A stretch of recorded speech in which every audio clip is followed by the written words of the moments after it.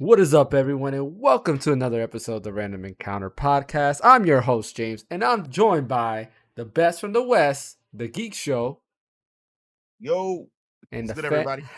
and the fanboy himself, Phaneckswhy. How's it going?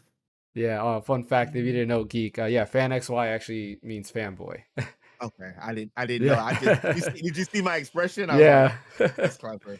Okay. Yeah, we had asked him because actually, so before Fan was actually part of the podcast, he was like one of my first guests, and then I asked him what does Fan XY mean, and he told me, and I was like, oh, that's pretty cool.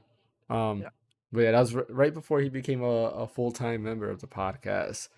Uh, so yeah, but we got a bunch of stuff to talk about today because some big news happened. We had Tokyo Game Show this week, and Xbox decided to put on a show of themselves. And I really mean they put on a show themselves because everything that happened was their fault. We're gonna talk about that as well as some other announcements there. But first, before we get into our topics, don't forget to like and subscribe to the channel. We're sitting at 449 subscribers. I did not get to update my marker. I completely forgot about that. But we are at 449 subscribers. So close. We need 51 more subscribers to hit our 500 subscriber goal. We really would appreciate if you guys subscribe. Share the channel. I try to put out at least 2 videos a week. And of course, every Sunday we have the podcast. And I do want to also make another special announcement. Finally, my wife has blessed me with this. Yeah, I blame the Geek Show because watching archives forced me to want to get this. So now I finally have all 3. Nice. Yes, I have the trilogy. I also had the 3DS one, but I sold that a while back. I think I sold that. I don't know. I might have it still put away somewhere. But yeah, so now I gotta play that. Once I'm done with Sea of Stars, that might be the next game I play. We'll see what happens there. But yeah, I'm excited to play. I was pushed even further because I got the Noah and Mio amiibos, and I was like, yes, I gotta get this. I gotta play it. And of course, I want to do the DLC and everything like that. So I'm excited. I'm excited to finally have this. Um, yeah, have you guys played Xenoblade Chronicles 3? Well, I know you have, of course, Geek. But what about you, Fan? Have you played Xenoblade Chronicles 3? I have never played any of the Xenoblade Chronicles games. Really? The only like Xeno game I've ever played was Xenogears back on the PlayStation 1. In my humble opinion, fan, that's still the best one. Yeah, I love the main character. Yeah, Fei Fong Wong is it? Yeah, the whole it was great. It's one of my favorites. I'm sorry, I got a little emotional there. It's one of my favorite games. No, that I've never played Xenogears. I've always wanted to play. What? Yeah, I've always wanted to play it like for the longest So time. good. Because for me was when I saw Xenogears, right away I was like, oh, this looks like Breath of Fire. Like, the art style how it has like at an isometric, not isometric, but like at an angle. Just everything, the aesthetics of it looked a lot like Breath of Fire. So I really wanted to do that. Of course, you had the anime cutscenes. Basically everything I liked about Breath of Fire it had, and then you add in mechs, your Gundams. I was a huge Gundam fan at the time, so I was like, yeah, it's like I want to get. I never did though, unfortunately. So I definitely want to play it. It's on my Steam Deck, and I'm telling you, this has happened so far. I guarantee if I start playing Xenogears, a remake or a remaster will come out. It happened with Paper Mario Thousand Year Door, Super Mario RPG. There was another game I was playing in remake came out. So yeah, it's happened consistently. So yeah, if I do that, we'll get that. Do it so then we get a remake. I should, right? I should. We'll start it. It's just sitting there. Like I started playing Breath of Fire, and then I'm like, oh yeah, like, I'm playing Breath of Fire, and I'm like, man, what if a remake gets announced? Like they remake Breath of Fire 4, which I think 3 is more popular for whatever reason, but I like 4 the most. I think 4 was better overall. The graphics, they went to a more like cell shaded. Like graphically, if you play it today, it still holds up. It looks really really good because the art style they chose, and the story is I was also. playing Breath of Fire 3 for a while, for a really long while, when the Steam Deck first came out. Like, that was one of the first games I loaded on my Steam Deck and was playing. Oh, nice. Yeah, no, I'm more of a 3 guy than 4 myself. That was one of the first one I beat. And the music was good.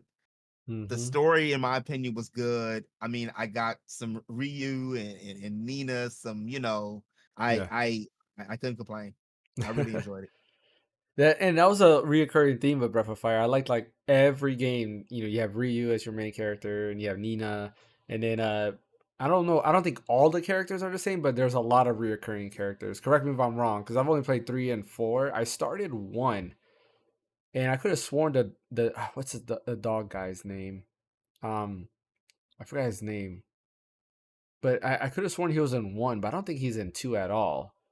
But I could be mistaken. It But almost feels like Breath Mhm. of Fire is kind of like Zelda, right? That there's Yeah. always a That's link. true. Yeah, that Mhm. is true. Yeah. It's That, always like a Nina and a Ryu. yeah, Yeah. that's true. And they look very, very similar. Like Ryu always has Hmm. the blue hair. Nina always looks, Hmm. like Nina, basically. Yeah, it does Yep. feel like that. I don't know if there's any story implications that it's like they're being reborn over and over again. I don't think so. Like, do you guys remember that? I don't remember if there's anything like that. Because I know No. in 4. Yeah, 4 doesn't mention anything because the difference in 4 was that you have Ryu and then you have Fa Lu, who's basically the other half of Ryu because they're the same person, just different. I forget what it is like I don't know, but I just know they're the same person, and the whole ending is kind of cool the way that works. So yeah, highly recommend Breath of Fire for really really good RPG. One of my favorite RPGs for sure. But Okay. but let's go and talk about what we've been playing. Let's start with you, Geek. What have you been playing? Believe it or not, I haven't been playing anything lately. I squeezed some time into Mhm. like I'm obsessed with getting every I know getting every relationship on Fire Emblem Three Houses. So like I just have it on. I have like 4 different save files, and I have three of the just to get the links up. Just take them to the battle and just on each house because I want to see the dynamics. I just think that I don't care about the graphics as much, but just the fact that I can go back and just as an RPG fan, just to see that little detail of did she say something to him that kind of thing. Yeah, I'll put the extra time in. So that's about it. And I'm still thinking of Sea of Stars because I want it, but I get it. really want the physical. Get it. I'm double dipping. I bought it on I, Steam, even though it's on I Game don't Pass want it. and PlayStation Plus. I bought it on Steam, and I was like, you know what? When the Switch version comes out, I'm gonna buy it. I'm really digging the. I'm not sure if you've seen, but the Japanese version has a way better cover art Box than art. box Yeah. art I than haven't the seen it. yeah the one that's coming out over here sucks. So it's like, I mean, let me rephrase that. It doesn't suck. It's the main like artwork that you've seen everywhere for Sea of Stars. But the Japanese one looks really, really nice. I was like, No. yeah, it's the one. It reminds me a lot more of like a Chrono Trigger style, art style. Oh, it does look better. Yeah, not Toriyama art style, but like a more like cartoony, not cartoony. I don't know what's the right. It just looks better. Let's just leave it at that. It looks Like better. the what Just was this? just like A animated. Yamo. Hmm. Yeah. Yeah. I So I mean, always you thought could you they could had the if they best sell a concept. physical on the Switch, I guess you could try and find the print for that's the true. Japanese version. Just print it, and then you can just swap out It's the not the covers. same. It's not the same. But you can, if you buy from Play Asia, the Japanese version does have English text. So you're basically getting the same game, just different cover art. Like I would have hoped for like a reversible cover or something like that, but as of right now, it doesn't look like that's happening. Which again, I think is dumb. They have like a lot of times Japan has the better box art than over here. There's very few times that I thought Yeah. the one over here was better. I think I'm trying to think. There was one recently that I was like, okay, I like the box art that we are getting. I can't think of it though, because Breath of the Wild. I mean, I like the Breath of the Wild box art that we got. I like it better than the one that like Europe and Japan got, because I think they had the one where it's just like there's like a grassy field, blue sky, and Link's just standing there. Where we got the one that kind of looks like Zelda One. It has like Zelda One vibes. Excuse me. But yeah, there's other few games that like very few games that I think that we get better than Japan. But yeah, what have you been playing, fam? So when I have time, I'll play some Sea of Stars. Every once I'm jumping back into Nino Kuni. Um, Mm. like I was playing on the Switch when I first got the Switch, like 2017, Mm-hmm. somewhere in there. That I started playing, and then I just never picked it up again. But since I got the Steam Deck, I have it on Steam, so I've been playing it on the ROG Ally, just off and on. And Injustice League 2. Whenever I feel like playing a fighting game. Nice. Yeah, I'm kind of in the same boat as you, Geek. Like it's been very busy for me with work, so I've been like, usually when I get home I'm just passing out. But I've been trying to play Sea of Stars, and I've hit a huge moment in Sea of Stars that I'm like, yeah, this is probably my game of the year, honestly. Like with how good it's been going, I was like, I think this is my game of the year.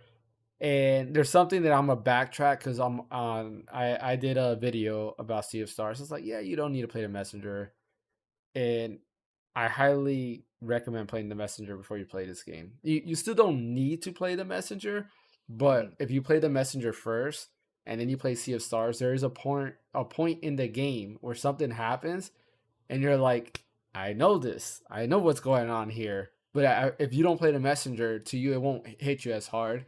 And I feel like a lot of reviewers, they were like, the story is kind of, decent. They didn't play the messenger. And that's why. If you play the messenger, you're like, oh, snap. What? Like, because there's nice twists there, but you won't understand it unless you play the messenger. So I highly recommend now playing the messenger before you play Sea of Stars. Because there's a lot more overlap than I thought there was gonna be. Interesting. But yeah, and I think the next game I'm gonna play is, like I said, this.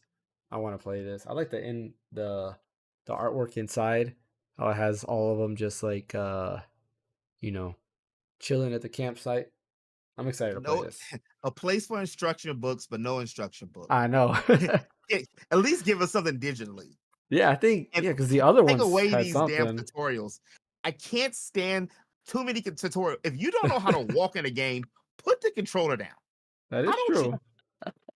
It's every game, and by me cutting them, every game has like 15 minutes of tutorials or more. Some, like Final Fantasy 16, you're 2-3 hours of the game and you still have a tutorial. Why am I still? All right, I digress. It's too many tutorials and random chests. Explain to me why we still have random treasure chests in 2023, and not every game can pull the Dragon Quest. Well, we originated it. You don't need a random chest in Tales of Arise.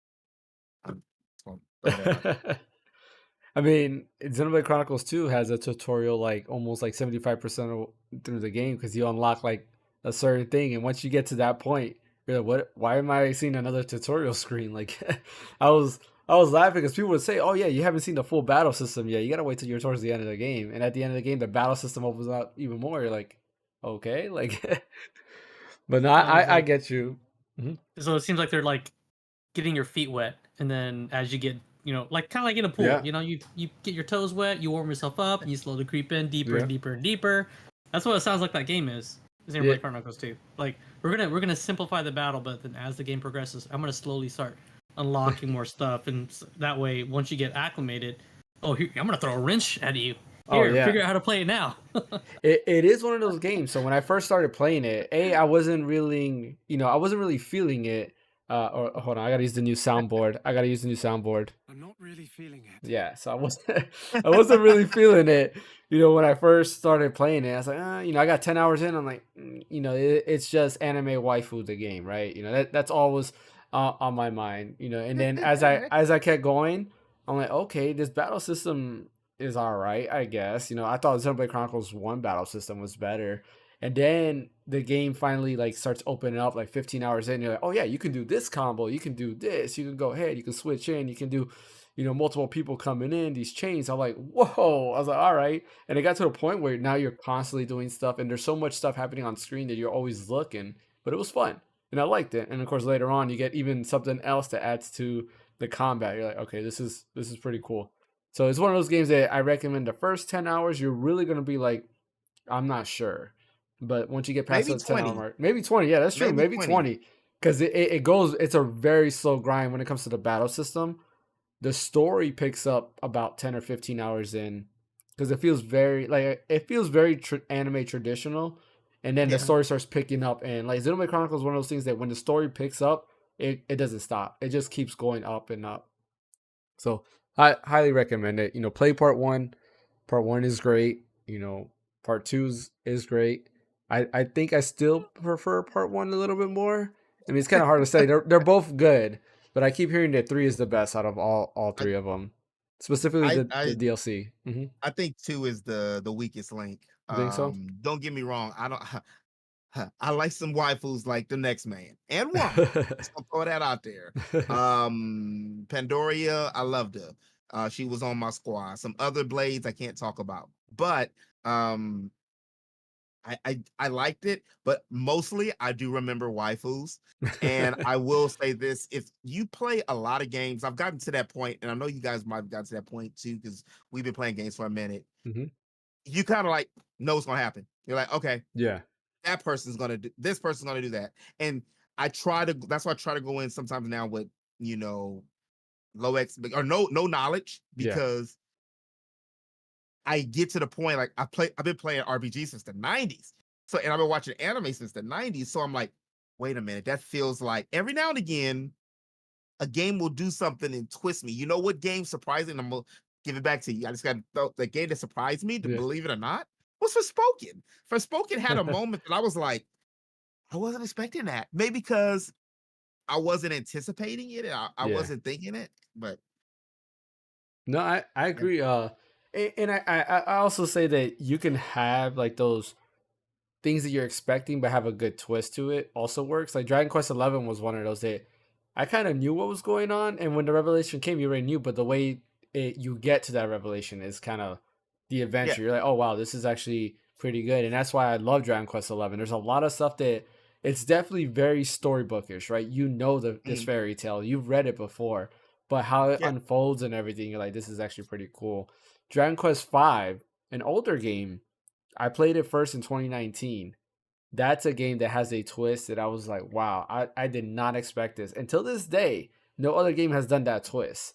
And I really enjoy it because of that. And I highly recommend play Dragon Quest 5. I'm not gonna mention the twist because the minute you know the twist, it kind of defeats the purpose of the game. But highly recommend it because it is an awesome story. And I'm surprised that no other game has done that story beat or that trope or whatever you want to call it. But yeah, let's go ahead and start talking about Tokyo Game Show. Tokyo Game Show happened this week, and there was quite a bit of news. Let's start off with actually Like a Dragon Infinite Wealth. They finally have a release date of January 26, 2024, which is actually pretty soon because Like a Dragon Gaiden comes out, I believe, next month. And then you have Infinite Wealth, that's 3 months later, which is pretty quick between games. But, to be fair, Like a Dragon is a prequel to Infinite Wealth, aka Like a Dragon 8. They just put the infinite at an angle and stuff like that, but it's Like a Dragon 8, and I think it's pretty cool. They showed off a trailer, they show off like more story information. Basically, you're Ichiban, you're in Hawaii looking for your dad, and everything unfolds from there. They showed the new job classes that you're gonna have, so you can be like ninja, for example. They show what's his name, Kiryu, who's going to be, with your team, in your team this time and helping you out. There's a lot of cool things that they have going on. They show like, how Hawaii is, how big the world is. You got to fight sharks, which is crazy. But yeah, you get into battles with sharks. It's funny. Like if you never played a Like a Dragon game, it's a very down to earth. You can't take it seriously. It's funny, it's hilarious, but the game is actually, fun, and the stories are pretty good. Have any of you guys played a Like a Dragon game or Yakuza game? My first was Like a Dragon a couple years ago. Yeah, it's actually Like it's a great game. Yeah, it is. It was a great game. That one's great because like the whole thing is, he loves Dragon Quest, so he's like, yeah, I'm the hero, I'm gonna be the hero, and there's a lot of Dragon Quest references. I actually originally got into the Yakuza series because when I first saw it, I was like, wow, this looks a lot like Shenmue, and I love Shenmue on the Dreamcast. Had played Shenmue 1 on Dreamcast, Shenmue 2 I actually had it on Xbox. And after playing it, I was like, man, like this game is the spiritual successor. And sure enough, of course, it was actually the team that did Shenmue, out minus the actual creator of Shenmue. They moved on and created this team and did the Yakuza, aka Like a Dragon series. Games are amazing. Like everything in it's amazing. They're hilarious. There's so many funny things there. There's a lot of good mini games.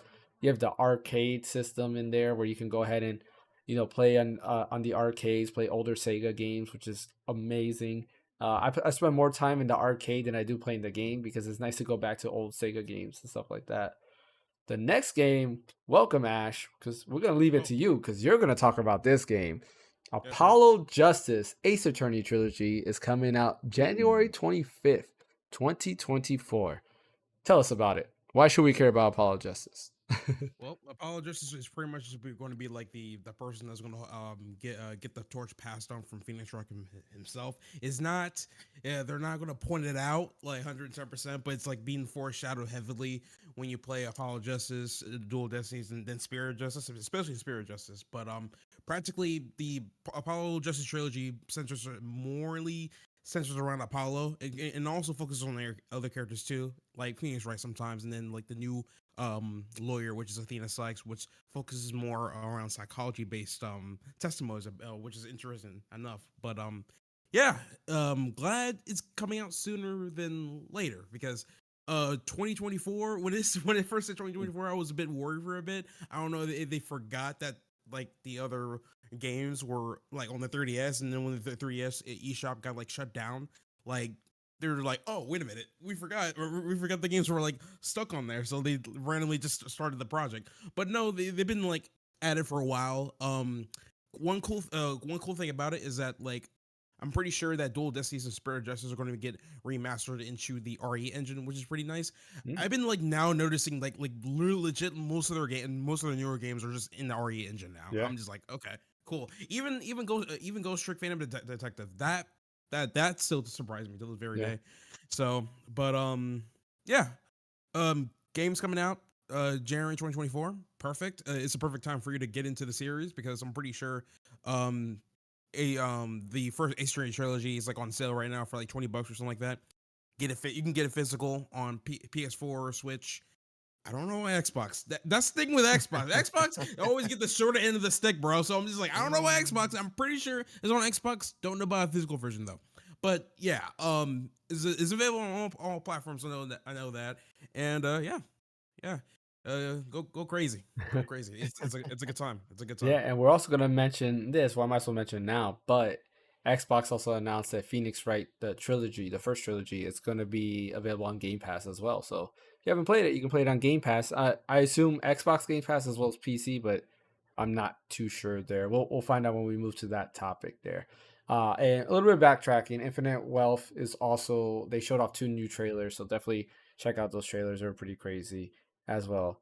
Has anybody here played Apollo Justice or any of the Phaneckswhy games? Because I know I haven't. I know you have. Of course you have. You're the expert.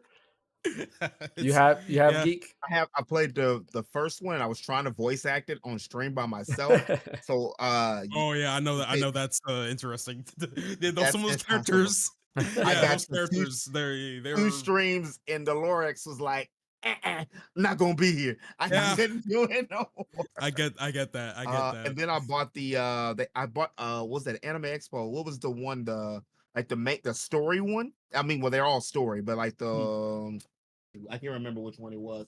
But it was like the big one that just came out. It was supposed to be like the best one in the series on Switch. Came out about a couple of years ago, I want to say. Oh, is it the was it the one when you're back in the past? Is it that one? The Great Ace Attorney? The Great Ace Attorney, that's the one. Yeah. So I have that one, and I got to carve out some time to play that, because I've heard nothing but good things about that one. It's one of the best. I can tell you that much. It's one of the best. I love that game to death, and I'm also a big Sherlock Holmes fan too. So so obviously there's a lot of Sherlock Holmes like stuff in there as well. And music is chef's kiss. Okay. And 3D animation when it comes to storytelling is spot on. Like it's everything that you want. It's amazing. I love it. It almost rivals TRE Tribulations, which is the 3rd entry in the history series. Almost rivals it. It's just, man, TRE Tribulations always pulls my heartstrings every second away, man. I just love that game so much. So yeah, you're gonna have a good time with it. Yeah, the music in Ace Attorney is great. Like I know about the music because I think so. There's a YouTube channel called Nintendo Radio that I usually listen to, and it just plays it usually plays Nintendo music, but sometimes I'll branch off. And there's like a sister channel to that called Video Game Radio, and they play a lot of music. But like I remember hearing an orchestrated version of the Objection music, and I was like, oh man, this music is good. It's like, what is this? And then look at it, and of course it was Ace Attorney. It's like, Ace Attorney has music like this. So then I started searching up YouTube, all the music from Ace Attorney. I was like, whoa, it's like this stuff is good. Like I was surprised, and I was like, okay, I gotta play it. What about you, Fan? Have you played? I never played it. The closest thing I played to Ace Attorney is Tatsumoko, where you get to play Phaneckswhy as a fighting character. You're right, bro. And you do objection, and it hits people. Bro, it is the best. That was the best fighting game character. It was just that was so perfect. When I didn't even know Phaneckswhy was already in the Tatsunoko game, like until like recently, I'm just like, wait, what? He's in that? That means he could have been in Smash. Like, what the hell, man? That's true. He could. I mean, his games originated on GBA, so yeah. So I'm just confused why. I'm just confused why they couldn't put him in there, because if Capcom can, I'm pretty sure Nintendo can as well. As is he in Marvel vs. Capcom 3 as well? Him and Layton, I thought could have made it. Layton was close. Layton was close, but like if anything, Phaneckswhy was already Capcom property, so they're like, you know what, let's put him in there, like without any like issues and stuff. Yeah, Layton. Actually, my first Layton game was one that was on Apple Arcade, and it was Miss Layton, I think it was called, or something like that. You play like his niece or something like that, or daughter. Oh, or something like that. His daughter. Now the thing is, I'm trying to get into Layton series because there's also another Ace Attorney game, a crossover. It's literally called Ace Attorney Cross Professor Layton. And the thing is, you don't have to play the Layton games to understand, but I want to play so I can get some of the references that they make in the game as well. And I think that's one of the rarest 3DS titles right now. And I'm afraid to look up the price for that. So. Yeah, moving on. Capcom also had their showcase, and they showed off some more Dragon's Dogma 2 gameplay, which looks good. I mean, it looks like Dragon's Dogma.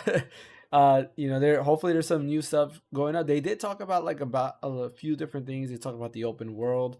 Graphically, it looks great. I've always loved Dragon's Dogma. Like the way the world interacts, I feel like it's at another level. I know at that time everybody was like Skyrim was the best thing in the world.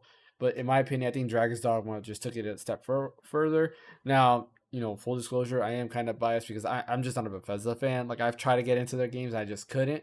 But Dragon's Dogma, I was able to get into it. The only issue I ever had about Dragon's Dogma is too dark.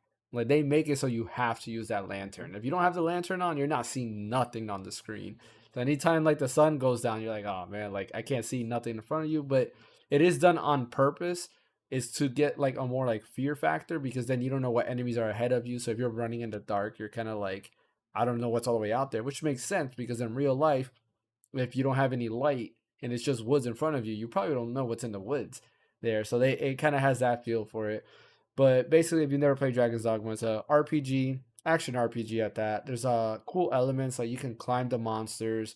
For example, like in Dragon's Dogma 1, there's like the Cyclops you can fight. You climb the back of it and you can start hitting its eye, which is its weak spot. You can go on top of a cliff and just jump off the cliff and start attacking it from there. There's so many cool things you can do. You have different job classes, or I think they're called job classes. I don't know what they call them in this game.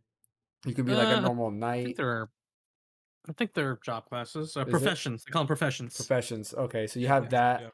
Yeah. You can upgrade the professions to like a different level. So like you can be like I think you start off as a knight, and then you could be like a magic knight or something like that, where you have magic abilities as well as your knight abilities. You get you get characters, your party members are called pawns, and you create your own pawn as your party member, and then you can recruit other people's pawns, which is kind of cool because, like, let's say Geek and Fan create a pawn. I can add their pawns to my party, and then whatever items or stuff they get, they actually goes back to your game, which is kind of cool. So there's a lot of cool things that's going on there. It's very open. The world is very interactive. Again, you could be doing a quest where you're guarding a cart full of goods to a different town, and like they showed off in the game, like a wild like giant werewolf thing would just come out and just destroy the cart, start attacking you. There's a lot of cool things going on. Has anybody else here played Dragon's Dogma? I have. Yeah. Yep. The first one. Well, yeah. There's only one. Also, like 10 years ago. I haven't played too much of it and stuff. The thing is, I knew for a fact that game itself was gonna like distract me a lot from a whole lot of other games. So I pushed that to the side for a bit. But that didn't stop Skyrim though. So I put a lot of hours into Skyrim. So eventually I'm going to play Dragon's Dogma 1. Don't know when. But I want to first complete that game first before the second one comes out. I know that for a fact. Yeah. So. No, I highly recommend it. It's good. There's an anime series too on Netflix. Oh, I've never I seen it. I didn't forgot. know it was an Yes, I anime series. remember. Yeah, I remember a Huh, friend of mine told me about it. Yeah, it was on huh, Netflix. Yeah, I heard it was decent. So yeah. yeah, I haven't seen it yet. I gotta I gotta watch write that. it down. Yeah, I haven't seen it. What about you, fan? Have you played it? I haven't. No. Yeah. I mean, it's. I have Dragon's Dogma Dark Rising Dark Arisen. Yeah, Dark Arisen on Steam. Like it's just sitting there in my yeah. backlog of hundreds of games that I have yet to touch.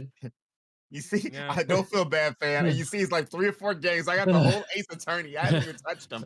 I So Bro, I'm in the same boat too. Like I got like over 200 games in my library, and I only Ooh. touched like half of them. Like it sucks. Like I think it's because of Steam sales. I blame Steam sales for that. To be perfectly honest with you, and see in certain keys too, like G2A, Green Man Gaming, and all that stuff. And yeah. yeah, it's just when you see a good sale, you're like, I want that. Mhm. So it is what it is. I feel you. I got like a bunch of Steam games that I haven't been in either. I also got a lot of Switch games I haven't been in, and let's not talk about my PlayStation games or anything like that. Like, I don't I got want. I've given up on my PlayStation honestly because like Sony's been getting me mad. The minute they closed Japan Studios, I'm like, all right, I don't know how I feel about you anymore, Sony. Mm. You know, but no, I originally bought Dragon's Dogma on the Xbox 360, and it had really bad screen tearing. And it ran at a way lower resolution, and like when I see screen tearing, I get very motion sickness because of the tearing. Like my eye can see it, and it starts bothering me.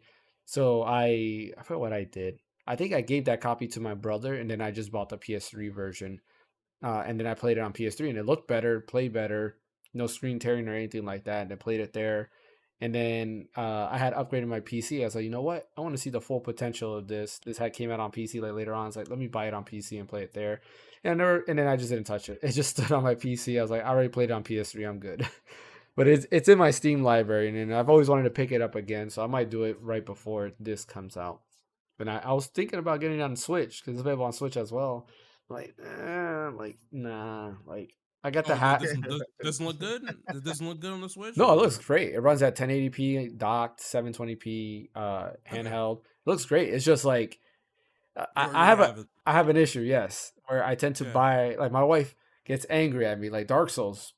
I bought Dark Souls on PS3 and then I bought it on 360. And she's like, "Why do you need 2 copies?" I'm like, "I don't know." And then the Xbox One version came out, and then the Switch version came out. I was like, and I bought it on there, and then I was like, "Oh man, like, yeah, I'm that guy." Final Fantasy VII Remake. Why do I have it on PS5 and on Steam? I mean, to be I mean, fair, I beat it completely on both systems. I beat it on PS4, rebeat it when it came out available on PS5, and then rebeat it on Steam. So that game at least I beat. And let's not even talk about how many times I've rebought, Zelda games like GTA, yeah. Mario Kart 8. We're still playing a bro, 10-year-old game. I don't I, care what they put in it. It's still a 10-year-old game. We bro, should have got the DLC 5 years ago. bro, I'm so happy. I only bought one copy of GTA 5. I'm so and guess And which version? Skyrim. PC, man. I'm so happy. Like, oh, I don't even like Skyrim like that, and I buy it on every system. damn, bro. How? Like, I you, don't know. they're robbing you, bro. Bro.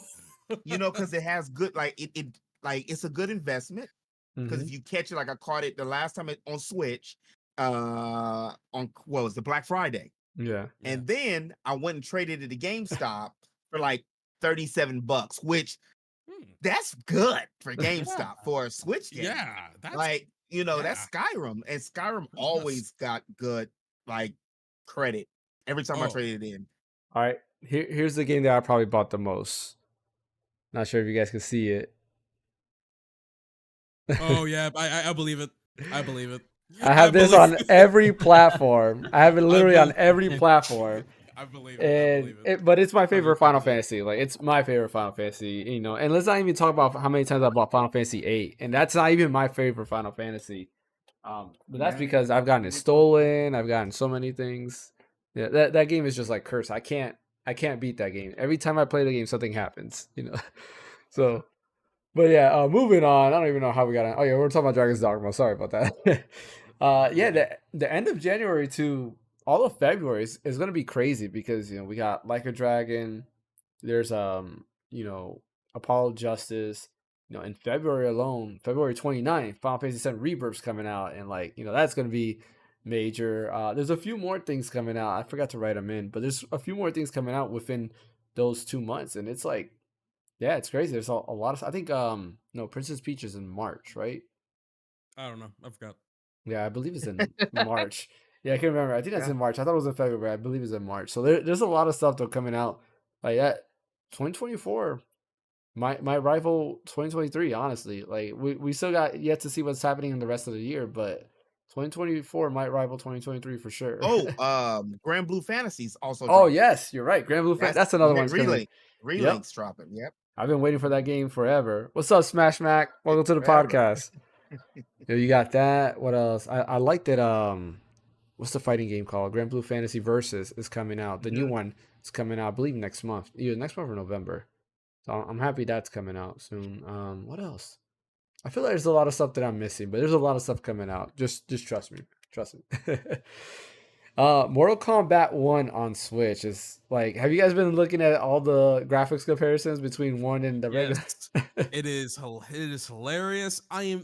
Honestly, they didn't have to do that. Mm-hmm. I was surprised it was coming to Switch in the first place, you know. But then again, they did release Mortal Kombat 11 on the Switch in the past before, so I guess Nintendo still wanted it. Mm-hmm. Well, I guess. I mean, I wouldn't even think it's Nintendo. It's probably NetherRealms, right? Because the Switch right now is the console that has the most install base. So even if they can get 10% of the users, that's quite a lot of Switches, right? 10% of how much does the Switch have? Like 121 million or something like that, like units out.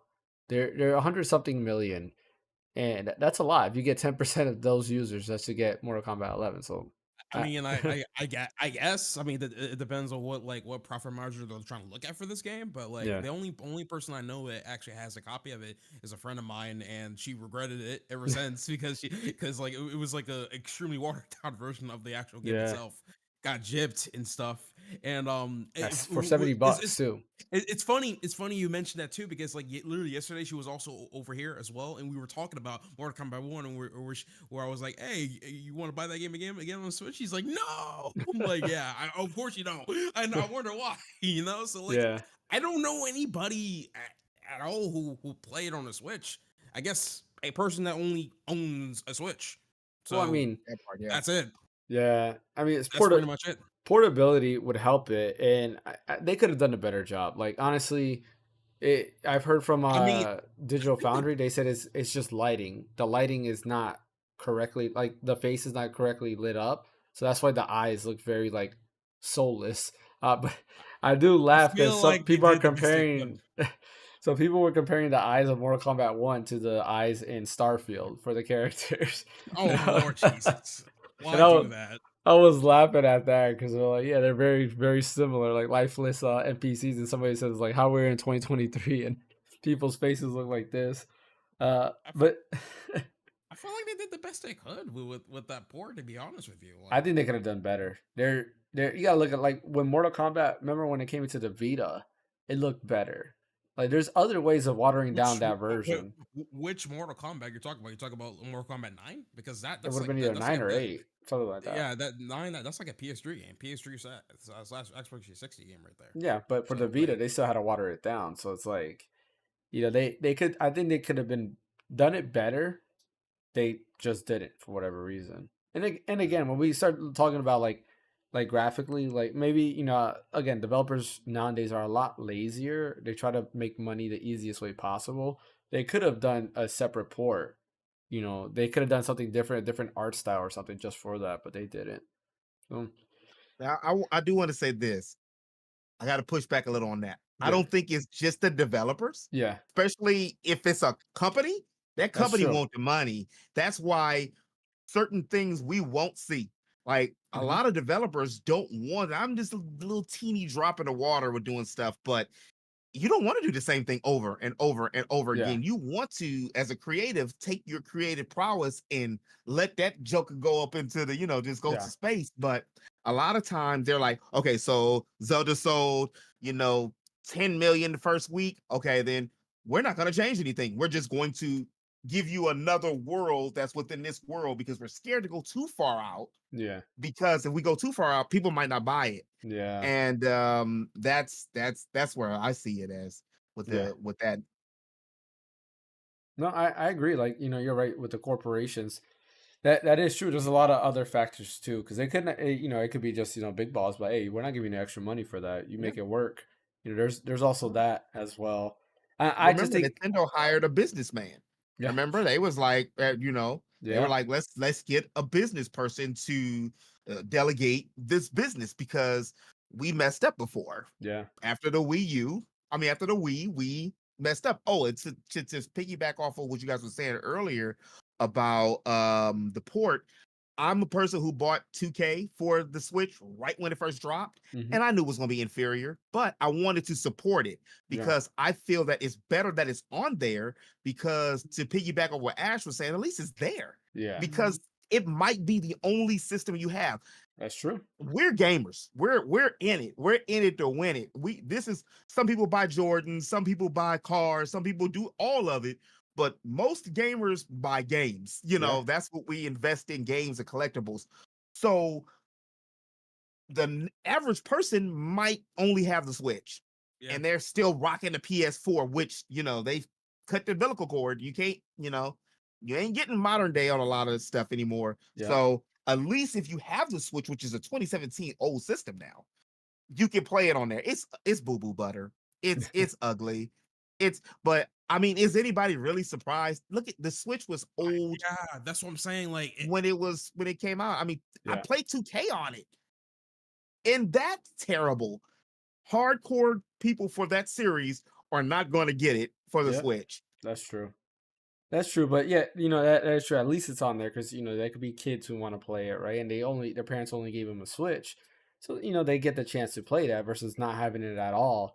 Right, if you were a kid who got a Wii U, then you were like, oh well, you're not playing anything. Too much though. Yeah, 70's too much. I didn't even like paying 70 for Tears of the Kingdom. Yeah, no lie. I didn't like paying 74 for The Last of Us Remastered, which was the same damn game except the Office part. Yeah. Wait, the game Tears of the Kingdom was $70. Yep. Yeah. It's $70. Yeah, Tears of the Kingdom 70. The second $70 game is Mortal Kombat 1. To be fair, I used the vouchers though because I had the Nintendo Online thing, so I used the vouchers. But then again, I bought it twice too, so I got a physical and that. So there's that. So. I see what you mean. I see what you mean for saving money, but man, I need that physical, bro. Yeah, I need it. I want that new GameSman when I open that, bro. I'm more mad about the other game I got as a voucher. So I got Advance Wars Reboot Camp. And I had never played Advance Wars before, and everybody's like, "It's a great tactical RPG. Play it." I played it, and I'm like, I wasn't really feeling it. Hold on. I'm not really feeling it. There we go. I feel the reboot was kind of lacking compared to the actual games that released. I think it's the art style. I prefer the pixel art style from the GBA. Definitely the art style. I wasn't really feeling it. Yeah, I haven't played it yet. I haven't played it yet. I really like Advance Wars 1 and 2. Yeah, and I was excited about, but I hadn't. You know what? When you don't hear a lot about a game for a while, you're like, I guess it didn't do too well. Or if a big game comes out and then all of a sudden, less than a month, it's fizzled up. You're like, was it really a good game? Or yeah. I think like there's other tactical RPGs that are similar, like Front Mission. Love. I regret buying it on Steam. I wish I would have gotten it on Switch because the art style. It looks great with the OLED display. Like that art style, really good.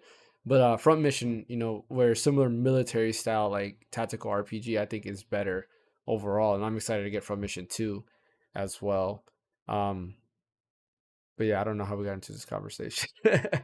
But let's finish up with showing off. Let's finish up this segment here. So Capcom Showcase, like we were talking about, they also did show off Monster Hunter's 20th anniversary, which is probably time for a new Monster Hunter game. So I assume probably next year we'll hear about whatever new Monster Hunter game they are cooking up, whether it's Monster Hunter World 2, Monster Hunter 5, because Monster Hunter Rise is technically not numbered, so it could be a new Monster Hunter, like Monster Hunter 5 or something like that. We'll wait and see.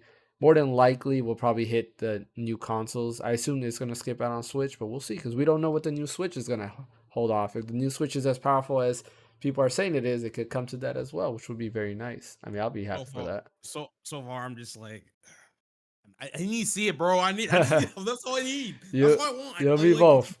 Like that's they it. Don't, Nintendo don't want to fight no more. They stopped fighting with GameCube. They don't want to. They don't. They're okay being in there.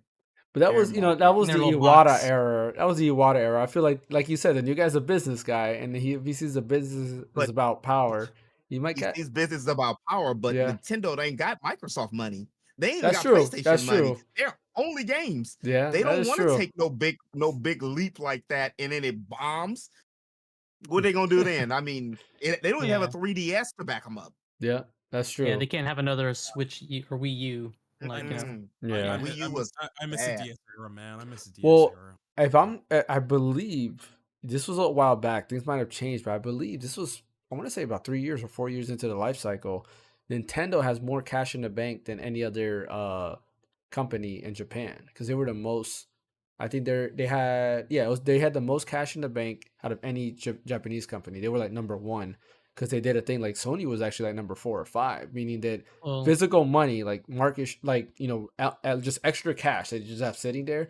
Nintendo actually had the most, because they make a lot more profit on their stuff. Yeah, they make profit on the Switch for each console they sell, where Microsoft and Sony sell it at a loss. Yeah. So their peripherals, that's what people love about the Switch. Look how many people have bought the Joy-Cons and the Joy-Con accessories. Why are you calling me out, man? Why are you calling me out? Like, hey, I call everybody out. I would. I'm gonna tell you. I would not have another. I would not have bought the OLED if Triangle Strategy did not kill my OG Switch. That's the only reason I bought a new one. I was like, it's just me. Do I really need a new Switch?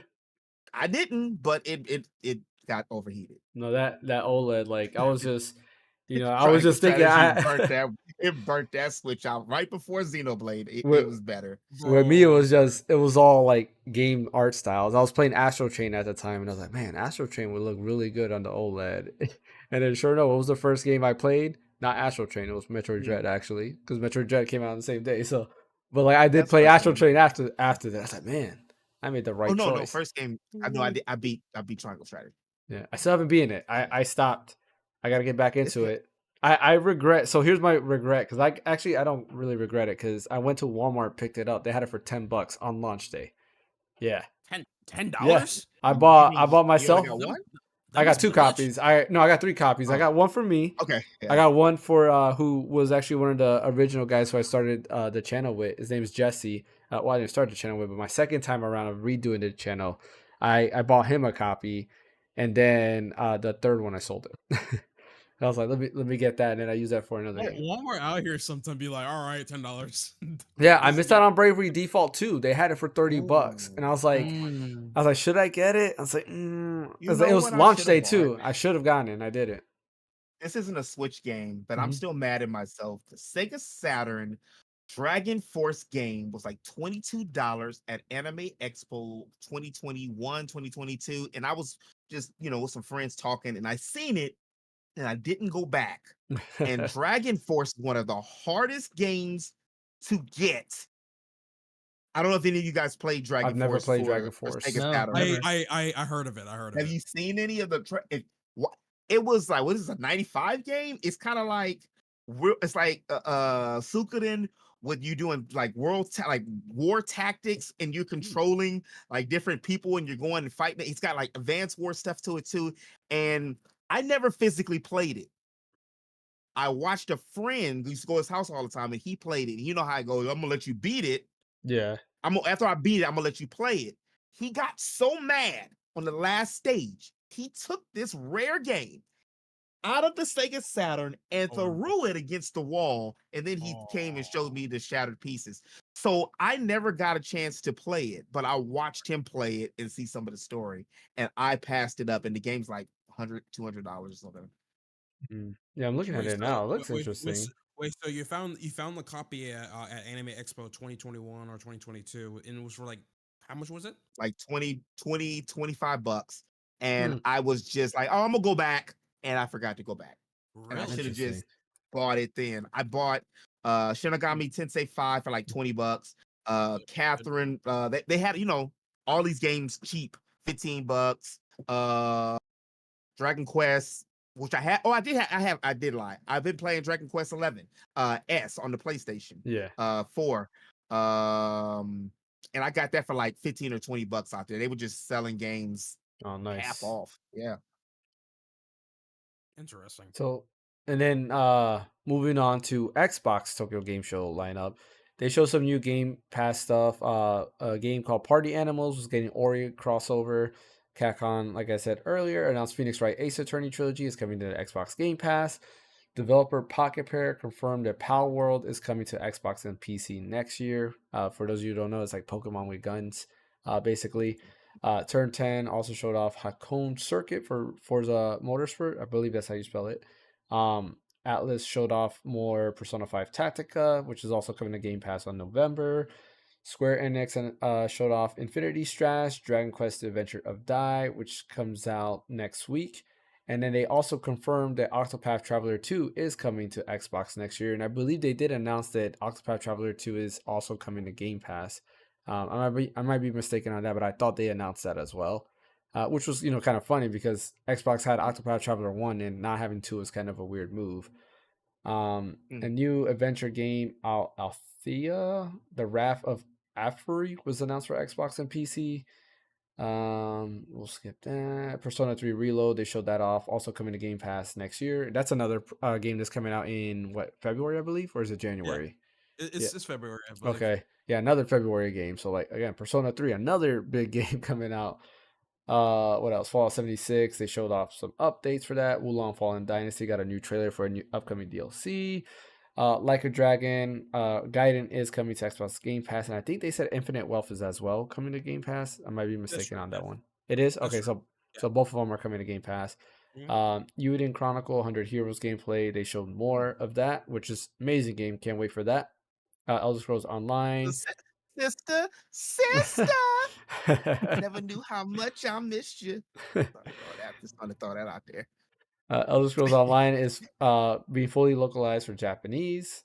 Some PUBG stuff they showed off, and I think that's pretty much about it. Exoprimal 2, which nobody really cares about, and some game by Swerry65 and Suda51 called Hotel Barcelona. I don't know what game that is. I didn't get to check up on that.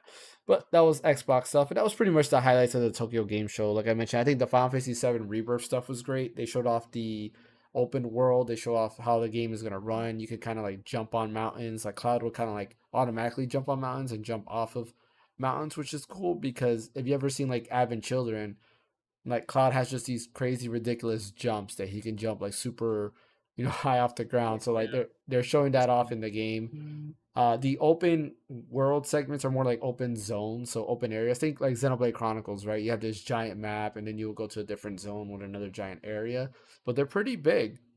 They showed off the places, like they'll have different areas where you pick up these chocobo signage.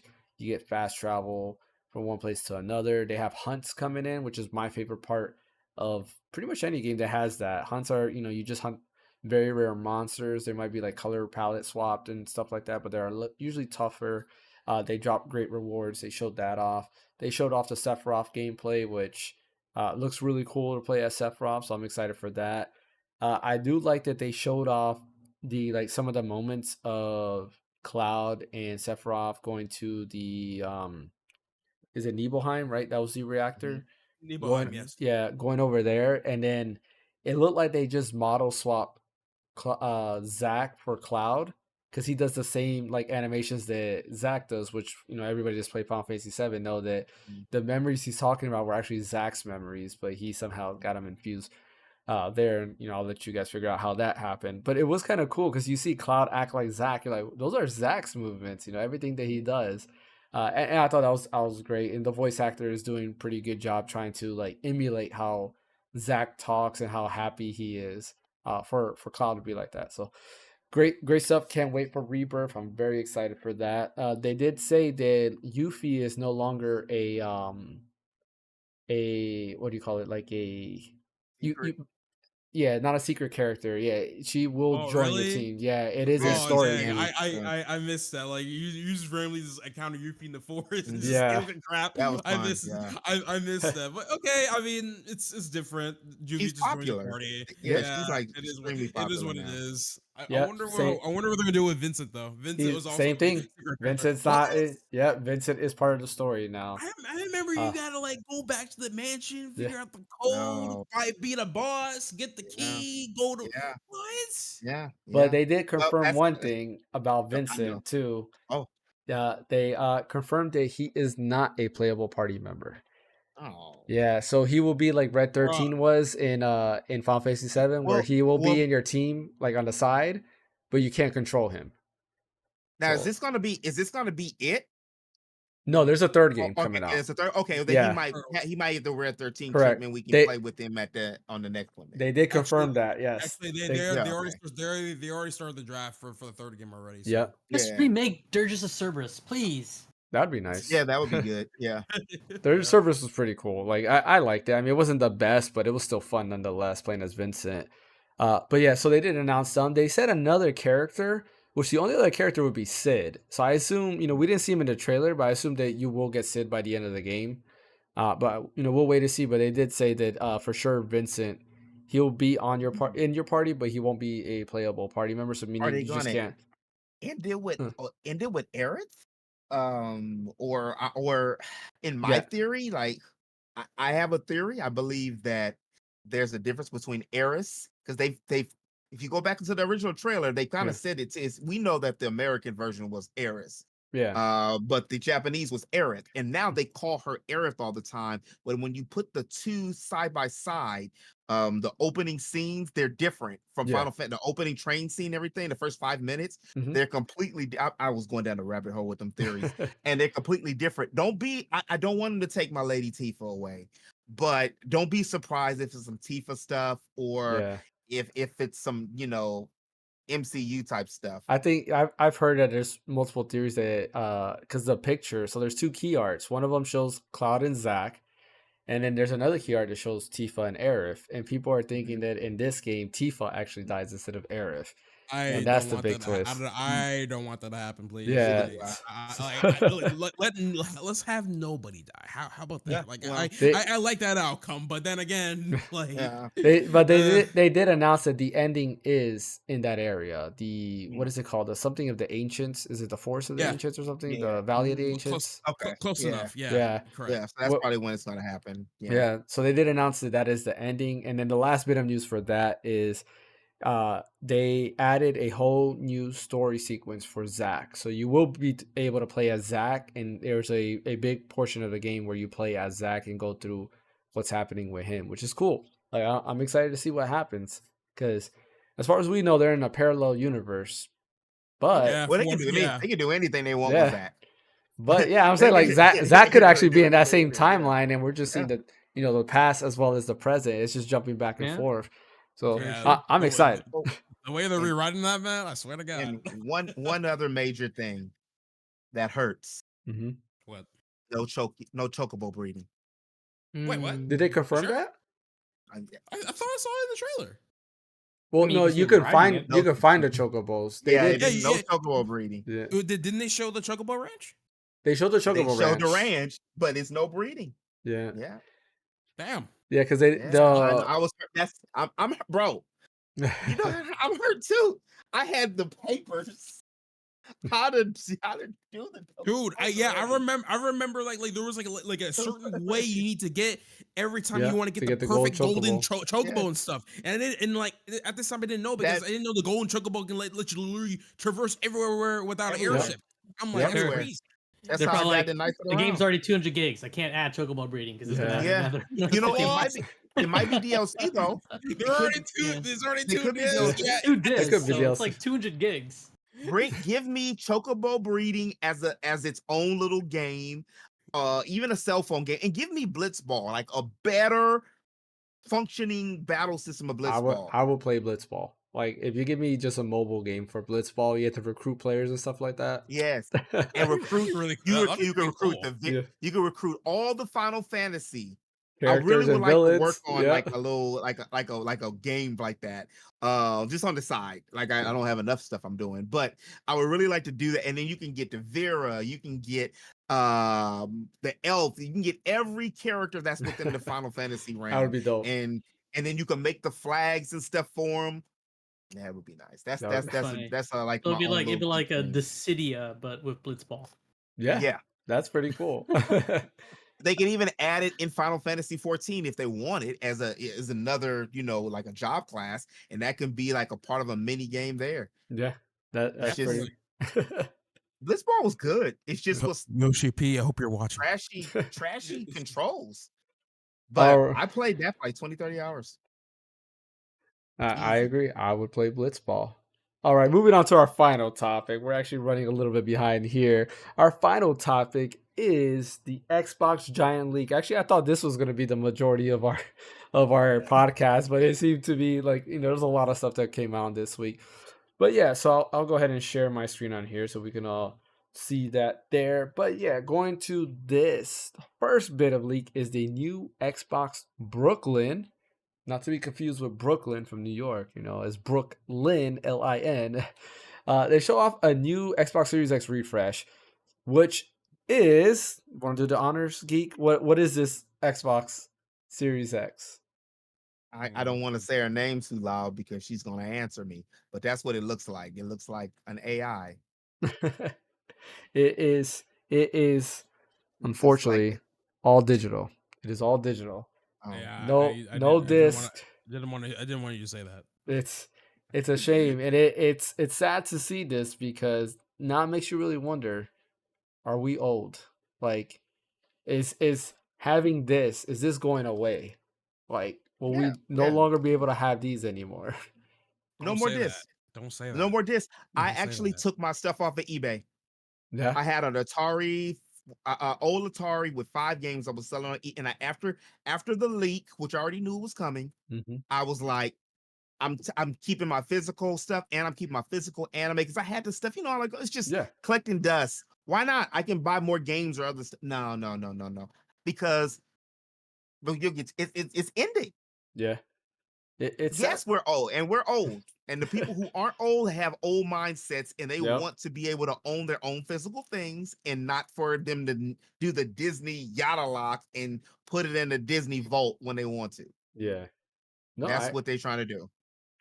I agree. Like, so here was my thing. Before they announced this, I was fine with buying games on my Switch Digital because I was like, I got these gold points.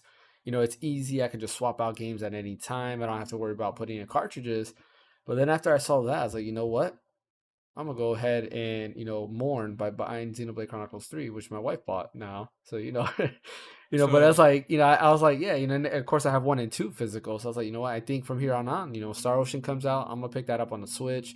I'm gonna get a physical cartridge. Sea of Stars, right? I'm gonna make sure I get a physical version of that because, yeah, physical media as we know it, gone. Here's my justification on why I buy digital. A lot of digital, like I'm pretty sure most of my games are digital by now, but most of it are on PC. Why? Because you have no choice.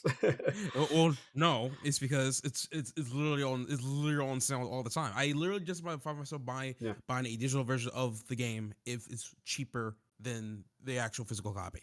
Yeah. Which at that point I'm like, okay, I'm willing to spend the full price for a physical copy, but spend less on a digital copy because in essence with digital you're not really owning it because it's tied to your freaking server all the time, right? So that's how I justify it when it comes to me buying games for a PC and everything. Yeah. But when it comes to like my consoles, like PS4, my Switch, everything I own, literally 99% of the time is physical, unless that game is only available in digital, which thank God for the Ace Attorney series because they for Dual Destinies and Spirit of Justice, it was like available digitally in America but available physical for Europe and Japan.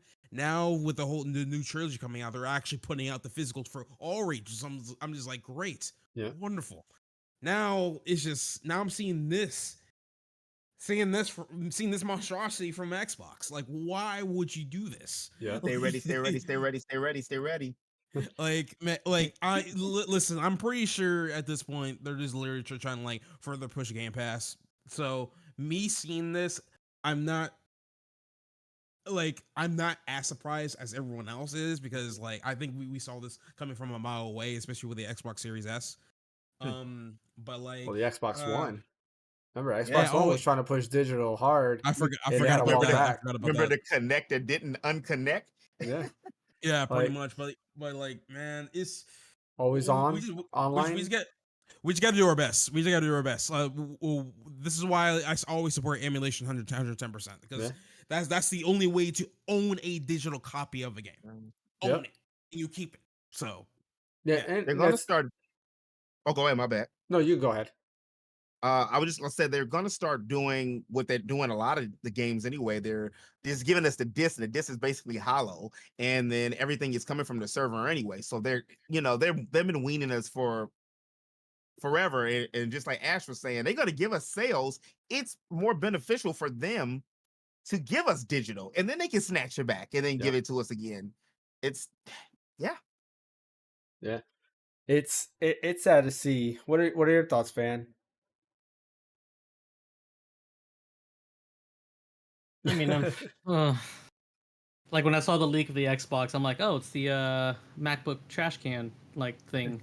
I remember that. And I was like, and then I was looking for, I'm like, where's the disc? I'm like, does this like go on top or something? Like, does it have like round? Like, is that why it's a cylinder so it can be like a disc? It was in then, I see. Yeah, and then I'm like, oh, it's all digital. I'm like, great, wonderful. Like, I mean, maybe they're moving to a micro SD card format. You just each game is a micro SD card. Absolutely. Yeah, just go backwards. Like, screw NVMe. We're going to go all the way micro SD card, man. I mean, I kind of feel like what Geek was saying is that they're going to give us a digital, and they're like, oh, since it's selling so well, we're making enough money where we can print physical copies of the game. So now you can just buy it all over again to collect it as a collector's item. Yeah, I mean, at first, a grab. It's a cash grab. Is pretty much all it is. And unfortunately, it's probably going to work.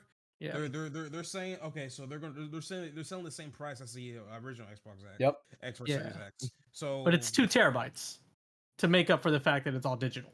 Yep. There you go. Yeah. So there's a deal right there. Already 2 terabytes. Don't have to buy extra stuff. So I'm pretty sure there's going to be a good amount of people that's going to probably go for this, because I'm kind of in disbelief, because I follow a certain YouTuber and stuff that like always praise preservation of video games and stuff. On Twitter, he was actually getting a lot of backlash on that, and I'm like, what? Who is saying that? Who the heck is like hating on that? And then I look at the people who are replying. These people are like 18, 19. I'm like, oh my god, these kids grew up like in 360, PS4 era, only digital. I'm like, bro, you gotta be kidding me. That's the thing. Like I remember back in the days, like Marvel vs. Capcom 2. Remember when that came out on PS3? And I was so upset that I never bought it. Because they had it there, and then when Disney bought Marvel, they delisted Marvel vs. Capcom 2 because Capcom lost the rights to it. You're right. And I'm like, man, and that was the first time I was like, wow, like if I don't physically own the game, they can just remove it at any time. And then of course we saw it with Metal Gear Solid, and then you start seeing this a lot more often. And I'm like, wow, like this is actually an issue. Like they can delist the game at any time, and that's kind of where it opened up my eyes to like, all right, emulation is needed, because without emulation, like people can't play Marvel vs. Capcom 2 now outside of emulation because you can't buy it anywhere. Like, dude, I'll do you one better. I'll do you one better. Yeah. I'll do you one better. Scott Pilgrim. Remember Scott Pilgrim got delisted. Yep. And I kept it downloaded on my PS3 too. Yep. Yeah. That was the one game that you couldn't buy for a good while until it got re-released on the Switch. Mm-hmm. That was a good while. It's scary, man. Yep. Like it's ridiculous. Right. Like it's a shame, but yeah, like if it's digital, they at any time they can take it out. If Sony loses the rights to Spider-Man, guess what? They'll remove it from the store. I guess that's it. Yeah. Look what happened with Netflix when Disney was like, you know what? I think I'm going to start my own streaming company, and I'm going to buy a piece of your rival Hulu, 33%. And I'm just going to take all of my Star Wars, Marvel, and Disney movies. And Netflix they still doing good, but they're not doing as well as they were when they were together. When they had Netflix had everything back in the day. They removed Daredevil and I everything. sounded old back in the day. They had everything though. They did. They were the first. They had it all. But yeah, the Brooklyn Series X refresh, it's basically, what they put here, giving our fans more to love. Beautiful and innovative new design, more internal storage at 2 terabytes, USB-C front port with power delivery, all new, more immersive controller, same great price for $499, updated technologies, all new South Bridge to modernize I/O and sustainability efforts, Wi-Fi 6E, Bluetooth 5.2, and a 6nm die shrink for improved efficiency.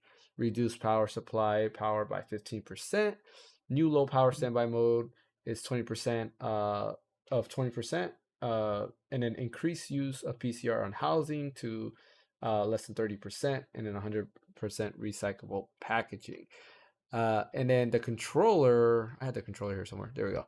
The controller, this new controller looks ugly. I ain't gonna like I don't know what's happening with this controller. Like the top is white, the bottom is black. To me it looks very ugly. I don't know who thought this two-tone design looked cool, because it does not. Hopefully this is just like concept, it's not like legit. But they're codenaming this the Sebile or Sebile. And basically, some of the major features, it's Xbox Wireless 2, so it's supposed to be improved latency. If you guys ever seen these videos, Xbox has the worst latency in terms of like, when you press a button to what you see on screen, where I believe PlayStation is the fastest. It's direct to cloud. So they took, something out of Stadia where you can pair this to your Wi-Fi network. There's going to be a new app that you get, you pair it, and you can control the app there. And you can, when you're playing like Xbox Cloud Gaming, you can go ahead and have even lower latency, because this is actually connecting directly to your Wi-Fi. And then Bluetooth 5.2, which also helps out with the latency on the actual console itself. Seamless pair and switch, so new mobile app features, which I just mentioned. See paired devices and cloud, which is pretty cool because you can see all the devices that your Xbox controller is paired to. That also will allow you to go ahead and switch between them. And of course, manage devices and accessories. It's going to have precision haptic feedback. So similar to what the DualSense has, and kind of like HD Rumble on the Switch, it's going to have that same feature. The VCA haptics doubles as a speaker, which I believe the Switch does, where you certain things will happen, and what happens, it'll vibrate, but it sounds like an actual sound from the game, which is kind of cool. Accelerometer, which is motion controls, and quieter buttons and thumbsticks, because the buttons and the thumbsticks are pretty loud on the Xbox controller.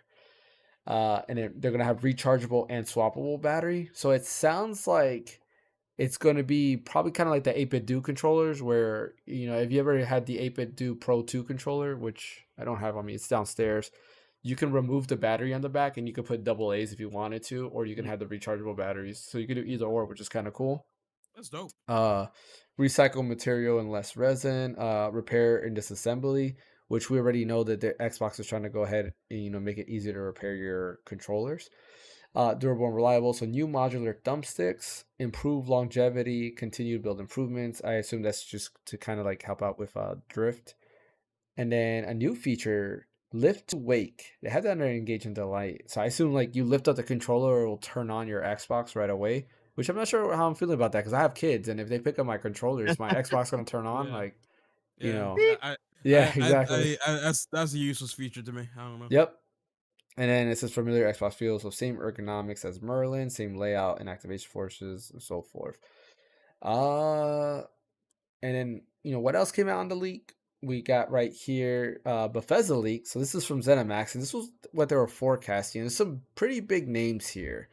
One of them is Oblivion Remaster, which was set for 22, which, of course never came out.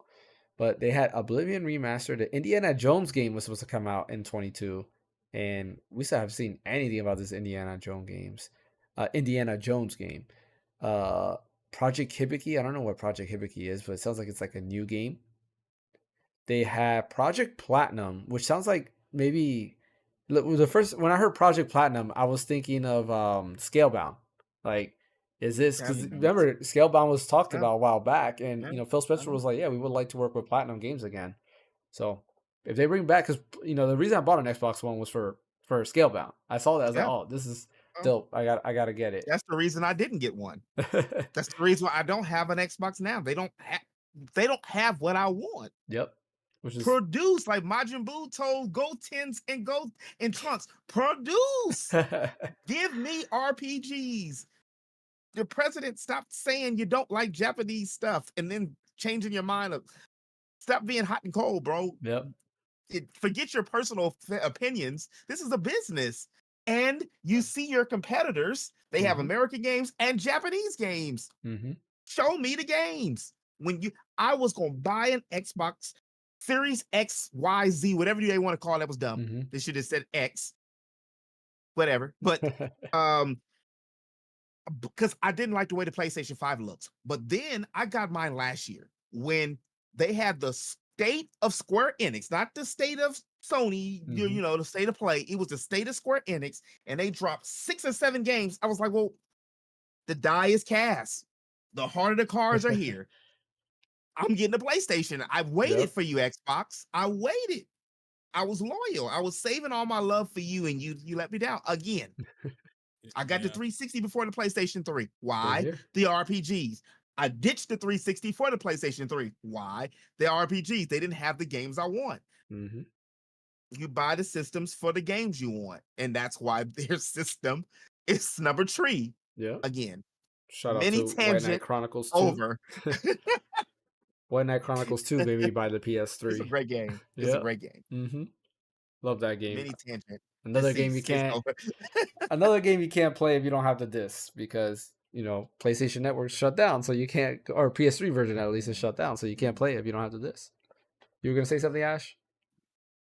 I guess, but I think I lost it immediately. I don't know. I think I'm gonna like better repeat what y'all said, but in a different way.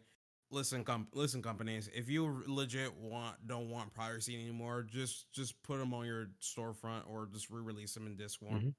If you want to stop piracy, just do that. That's all you got to do. We'll buy it. I mean, I bought Ocarina of Time plenty of times. Like you said, Ash, we'll buy it. We'll buy it. We'll buy your stuff if you have it available legally, which nine times out of 10 you don't. I'm just saying, so that's all. And the last few things on this page was Fallout 3 Remaster, Ghostwire 2, and Dishonored 3. And there's also a Doom Year Zero, which people were speculating was a remake of the original Doom, which would be pretty cool. Like the original Doom made in modern graphics. Like I think that would be pretty dope. But yeah, and then the last bit of leaks was their new console. Their vision is a hybrid computer system where it uses cloud computing.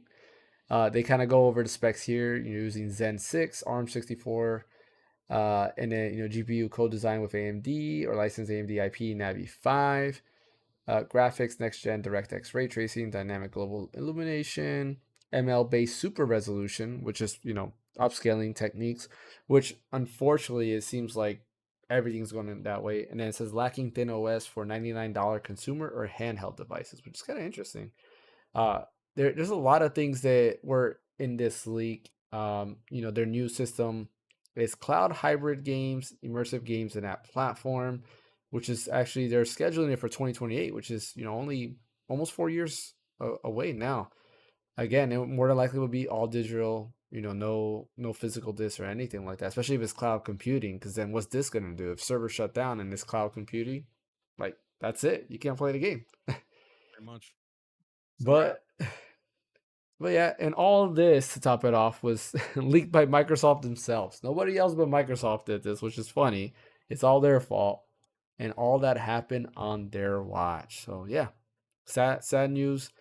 This is actually, to me, it did the reverse effect. Like it doesn't have to be hyped about anything Microsoft's doing. Like some people are hyped about the Bethesda games. Again, I'm not really a big Bethesda fan, so I don't care. But like seeing this, it's like, man, if Microsoft is thinking this, PlayStation is probably thinking this as well. And I assume Nintendo's not, because the leaks that we have of the new Switch, they said that they're still going to be using cartridges, and the old cartridges will still work on the new one, which is nice. So I guess we'll have to wait and see. But we are ending the podcast today. Sorry, I had to quick that up. We didn't get a lot of discussion there. I just want to finish that. I do want to end it on a high note. We're going to end it with video game 20 questions. The Geek Show hasn't done this yet. So Ash and Fan, you're going to help him out. Basically, Geek, This is 20 questions, but video game themed. You have to ask a question. I will answer it. And it has to be a yes or no question. It can't be like, something specific that I can't answer. But I will answer it. I have a game thought in my head, and you guys go with it. So let the questions begin. We haven't done this in a while. Wow. You got to give me an example because I'm just like, okay, so what we've done is it has to be yes or no question. So we always try and narrow down like a timeline of like release date, and then we try and go with console, and then genre, and then kind of like narrow it down even more. So to give an example, did the game release on or after 2010? Okay. Are you asking that question right now, or were you giving Yes, him I'm an asking that example? question. Okay. I'm asking that question. Give me 1 second. It's like, did the game release on or after 2010? So like, in 2010 or beyond? So essentially, no. what you're doing is that you're like constantly you're asking questions. You're limited to 19 questions and a guess of the game, and you can literally So guess. Yeah, you can literally guess the game in 3 questions. Yeah, you can literally guess the almost. Yeah, like you can literally guess the game in 3 questions if you're able to. So like it's cool. It's yeah. cool. So I did the first one for you. So we know that the game came out before 2010. Yes. So it has to be a 2009 and older game. Which repeat the question again. What was the question? Well, I asked them if the game was released in 2010 or beyond, like beyond 2010 and past. He said no. So it means it's older than 2010. So the game is older than 2010. Mm-hmm. So that's what we get from the first question. Okay, I'm ready. Is the game on a Sony console? No. Nope. Okay. So we've asked if a game is a first party title, so that way we know if it's specific to a console or not. Versus like third party, so then that way it could be like a multi-platform game. Yeah, let's go for the first party question. So, well, I mean yeah. Because like we still got Xbox and Nintendo left, so we might as well ask that right away if you want to do that. So I'm answering another question, or are we going? So we can all take turns. Yeah. Because I was like, okay, Fan win, I win. I'm like, okay, Ash, bro. Yeah. All right, then I'll take a stab. So is the game a first party game? No. Nope. All right. Okay. So.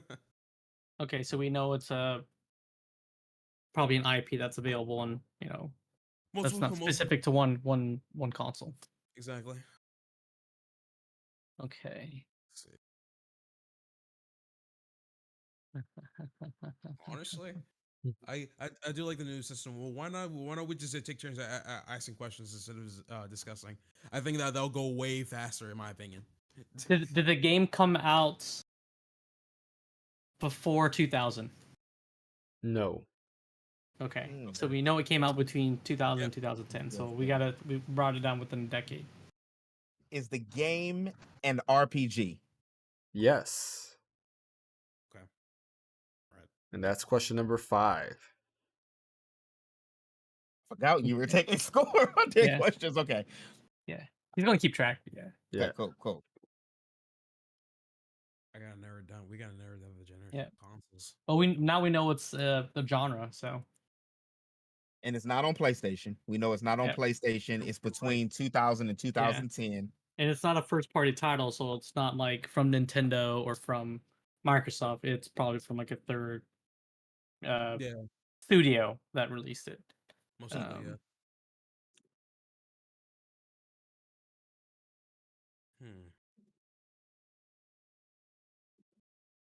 Do we ever ask the question if like would you guys think a question like would you guys think like if we should ask the question if the game could be played on a handheld by any chance? Yeah, you could ask that. Can this game be played on a handheld? I mean, technically yes. Well, I mean, within the release date, it came out between 2000 and 2010. So was it on a handheld between that time? And that no. Okay. You can't use like the ROG Ally or Steam Deck as an excuse. Saying, He said, "Can it be played?" He said, "Can it be played?" Yeah, but we've narrowed the time frame, so we know it's between that 10-year decade. If it wasn't played on a handheld, then you can't say technically yes. So overall, no. Okay, got it. So it wasn't originally released on a handheld. Yeah, be specific with your questions. Okay.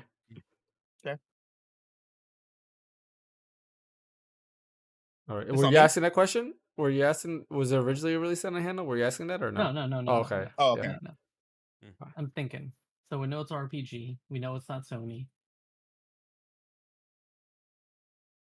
Was it was this game when it was released? Was it an exclusive title on Microsoft console? No. Okay.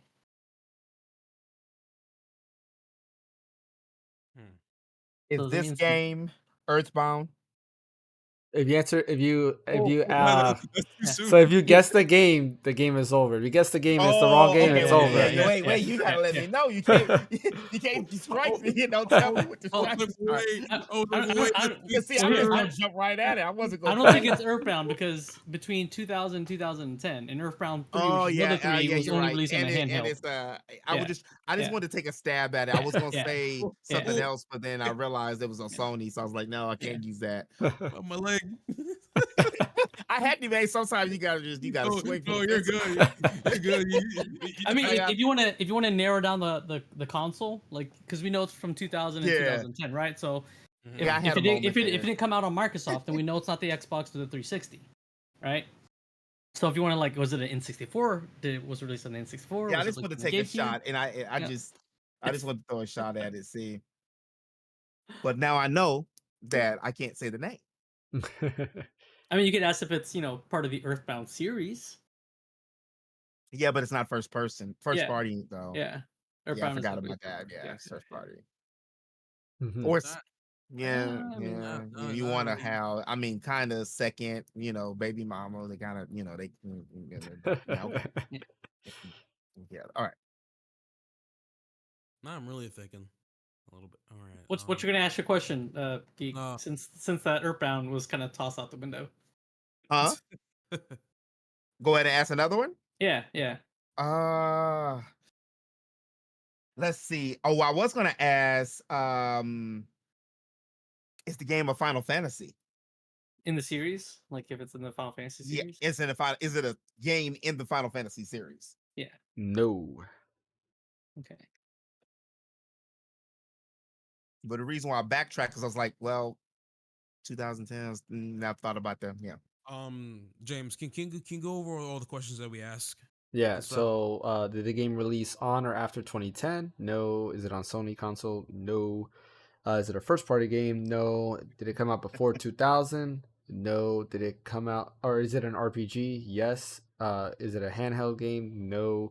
Was it an Xbox exclusive? No. And is it is it in the Final Fantasy series? No.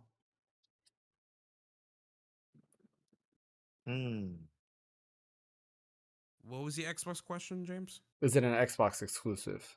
Oh, that's what you said. Yeah, because I was thinking like Blue Dragon or like Lost Odyssey, because those are exclusive only on the 360. And what was the Sony question? He just asked if it on a Sony console. On a Sony. Okay, got it. All right. Interesting. All right. Were we at 8? Correct. Yes, you're on. This is question number 9. Okay. What's up, David? Welcome to the podcast.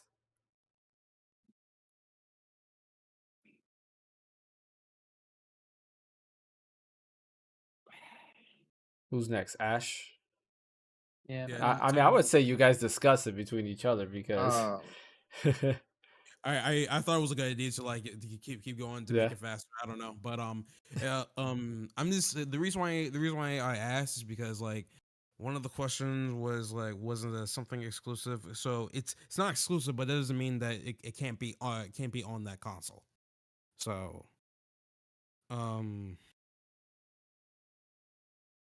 James, let's go back. Which question was talking about exclusivity? Was it Sony or Xbox? Xbox. Was it an Xbox exclusive? Okay.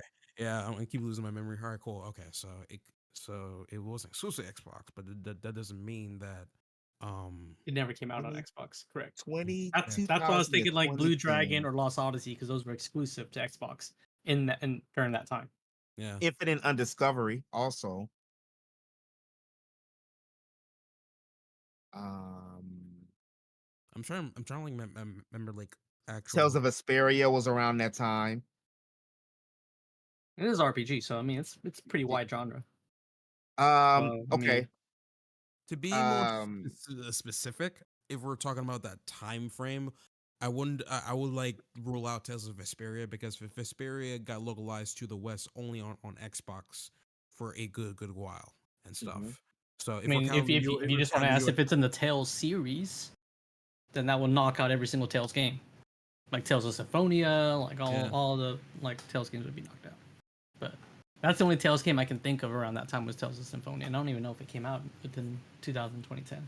Well, remember he did say RPG, so like anything could came out at 04. Yeah, but you could also it could also be a Dreamcast freaking game because around that time the Dreamcast was in. Exactly. Yeah. Oh yeah. He just was talking about some of his favorite games too. Like I mean, Grandia, freaking Evolution, Shenmue.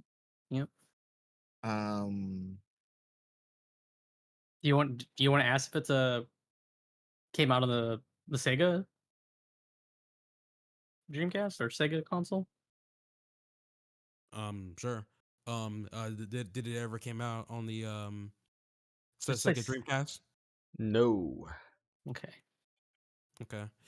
I have a feeling they So it's not Sony. It's not Sega.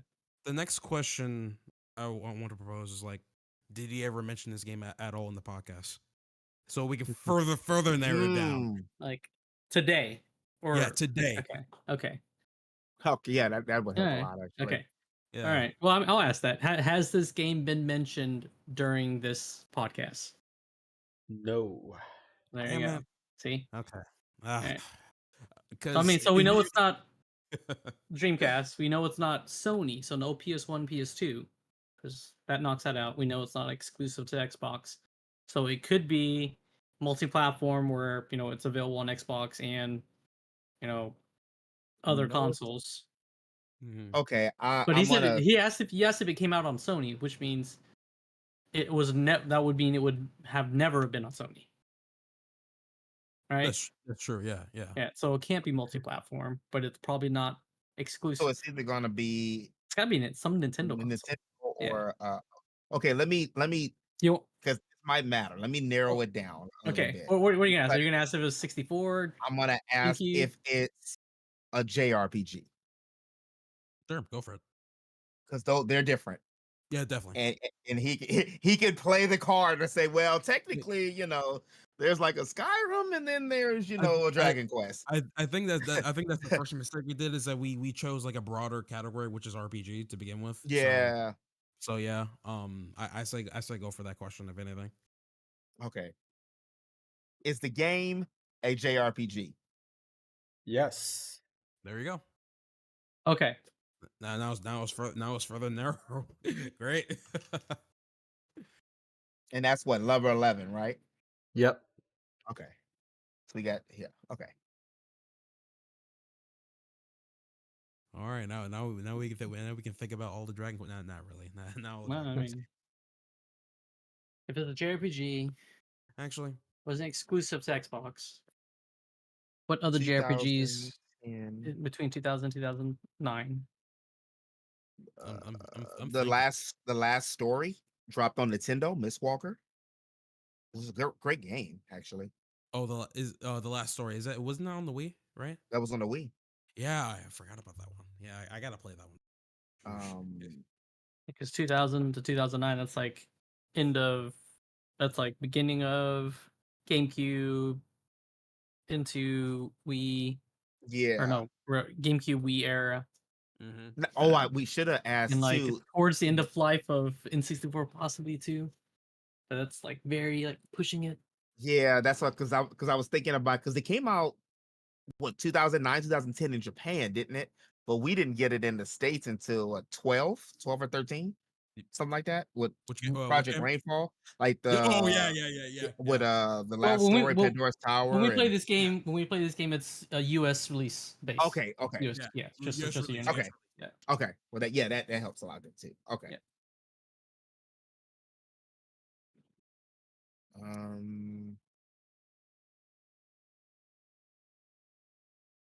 Man, it's got to be GameCube or Wii. It's got to be one of those two. Well, whatever we're just thinking Oh, you know what I'm thinking too? Arkwright's Fantasia. Because that came out on what was it, 2008, 9 for the Wii. Before we try to assume a game, let's try to narrow down like which company made the JRPG. Who made Arkwright? You can't search. Oh, yeah, yeah. But the Yeah. chat, Well, you the guys- chat can help. Okay, Chat can help. Yeah, Chat can help. Yeah, so I feel like if we because we know a good amount of companies that make JRPGs, so I feel like we should but narrow that I'm down. pretty first. sure ArcRiser originally came out on the SNES, and I know they did a remake on the Switch, but I don't. Are we considering Virtual Console like as part of it? Right, we're talking about original release date, right? For the games. Yeah, I would think Okay. so, right? The original release date, I'm assuming. That's what I'm assuming. With like to clarify with the game that you chose. Well, like, the question you did ask is, did it originally release? So yes, because you Okay. said it like All right. that, then Yeah. yes, we were Okay, I'm just making sure because you can't pull like a full. Oh, it was also on the Virtual Console, and this is how you get it. No, Okay. If you ask the All right. question the way, then yes. Yeah, If okay, it's a all broader right. scope, then I will go Okay. broad. All right, so that takes out Virtual Console. So, did they come out with another ArcRiser in that time frame? Because the only ArcRiser I can remember it was on the Super Nintendo. I'm not too. I think I don't know if that's the same thing as Arkwright's Fantasia. Okay. Or that one's with the. I might be confusing the two games then. Yeah. Because that one came out. It was like a rare RPG that came out. One of the main characters was Adele, and I liked it, Adele, and she had like the pink hair. And then it was like, I guess you want to say a coming of age story. Had a pretty cool combat system, but it kind of got lost into the sea of Tales and other kind of games because it looked like a Tales game, really. Really? Ooh, I've got a question.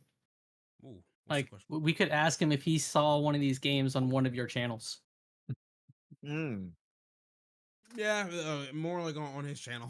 Yeah, that's what I'm saying. Like, did James find this game on the Geek Show channel, like on your archives videos or anything like that? That's a good question.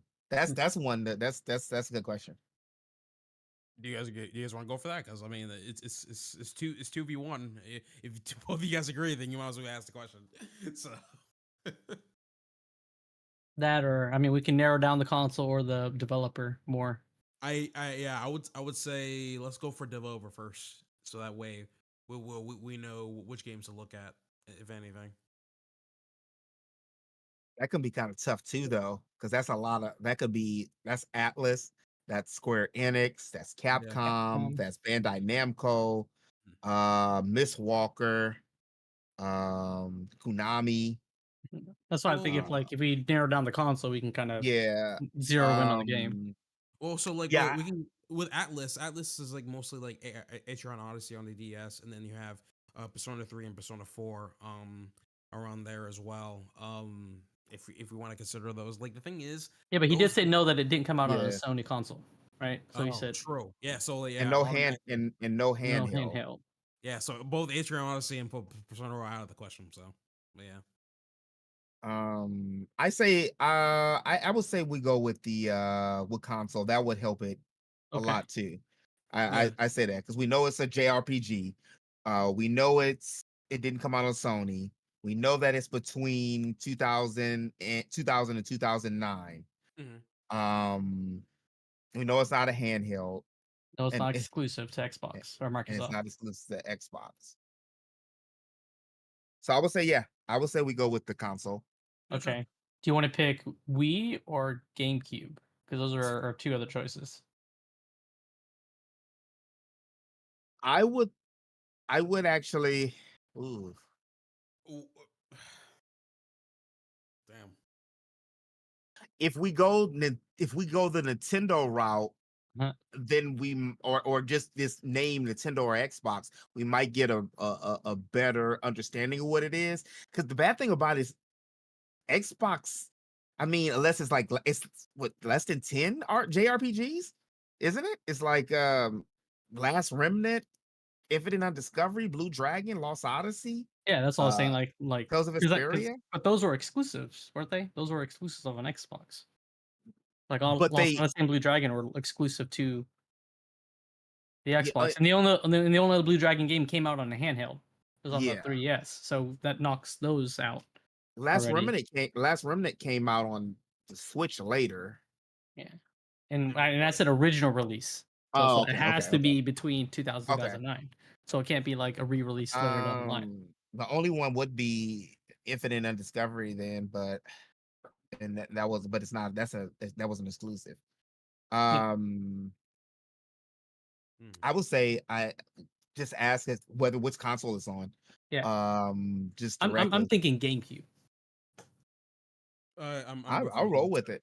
Okay. I'm with them on that. Okay. Did this game come out on the GameCube? Yes. See. All right. So we've. Okay. So JRPG. Would you consider Bats and Kryptos JRPG? Yes. Yeah. Okay. Scars of Arcadia, probably standard JRPG. Okay. I'm just trying to name off all like the RPGs I know. Fire Emblem. Yeah. He's a big Fire Emblem guy. Do you consider Zelda an RPG, a JRPG? No, I consider that an action RPG. Okay. Or action adventure. Okay. Well, see, it's depending on who you talk to. Yeah. It's depending on who you talk to. For the GameCube, a Paper Mario, was that? I guess technically that would be technically it's an RPG. Yeah, RPG. Yeah, with the tactic style and stuff like that. But then he said that it wasn't anything he mentioned today, and he did mention. Yeah, but he said it wasn't a first party title. Oh, true. All right, so Mario would be considered a first party title. True. Yeah, it's on GameCube. Right now, I'm just sticking closest to Tales of Symphonia. That's like the biggest one to me. Yeah, because that's not first party. It's also no. Neither is Skies Arcadia. Yeah. Custom Robo wasn't a JRPG. Oh crap! Wait a minute. I just remembered one game that's also a JRPG that's also on the GameCube. It was a Mega Man game. What's it called? Command Mission? Yeah, it was called Command Mission. Yeah, that's one. That's a JRPG. All right. That's a third party, but the problem is, right, that game was only available on the GameCube. So, yeah, I guess. Well, we know it's a GameCube game. So, was that released here in the States? Yeah, I don't know if I ever played that. Yeah, it was released in the States. I haven't played it. Yeah, it was released in the States. It was a JRPG. It was called Mega Man Command Mission, and I'm pretty sure but I haven't played it. That game was only on the GameCube and stuff. So, with that being said, would you consider the Pokemon game as JRPG? Yeah, because they had Pokemon games on the GameCube. Yeah, like Coliseum and Gale or DX or whatever it was called, or XD.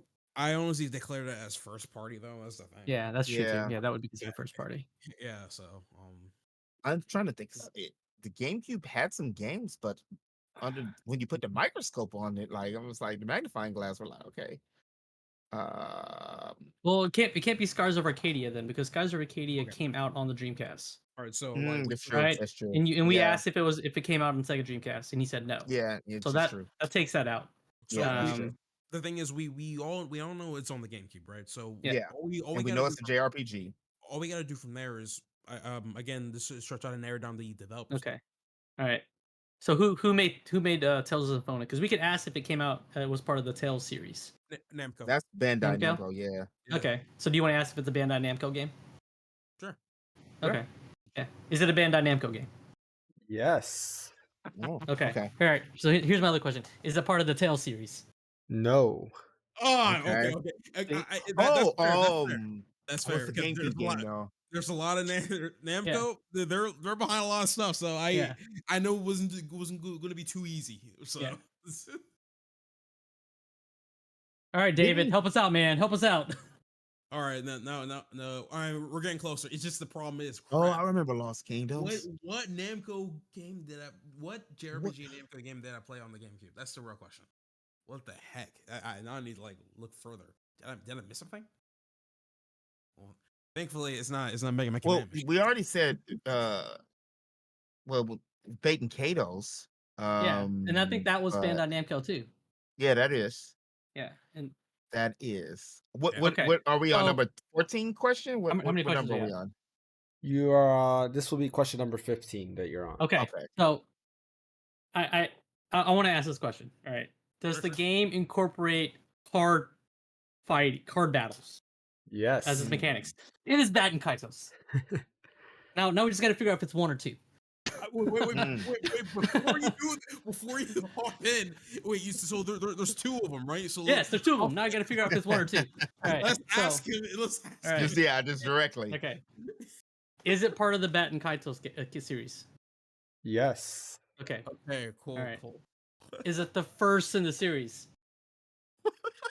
You're just trying to make sure you narrow it down, double check. Yes, it is.